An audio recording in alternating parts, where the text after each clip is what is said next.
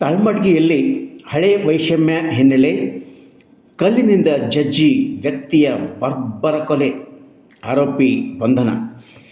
ಹಳೆ ವೈಷಮ್ಯ ಹಿನ್ನೆಲೆಯಲ್ಲಿ ವ್ಯಕ್ತಿಯೊಬ್ಬರನ್ನು ಕಲ್ಲಿನಿಂದ ಜಜ್ಜಿ ಬರ್ಬರವಾಗಿ ಕೊಲೆಗೈದ ಘಟನೆ ತಾಲೂಕಿನ ತಾಳ್ಮಡ್ಗಿಯಲ್ಲಿ ಸಂಭವಿಸಿದ್ದಾಗಿ ತಿಳಿದು ಬಂದಿದೆ.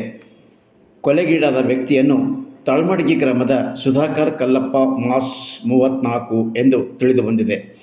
ಕೊಲೆಗೈದ ವ್ಯಕ್ತಿಯನ್ನು ಬಸಪ್ಪ ಮಾಣಿಕಪ್ಪ ಮುಸ್ತರಿ ಎಂದು ಗುರುತಿಸಲಾಗಿದೆ. ಘಟನೆ ಹಿನ್ನೆಲೆಯಲ್ಲಿ ಕೊಲೆಗೀಡಾದ ವ್ಯಕ್ತಿಯ ಸಂಬಂಧಿಕರು ನೀಡಿದ ದೂರಿನ ಮೇರೆಗೆ ಆರೋಪಿ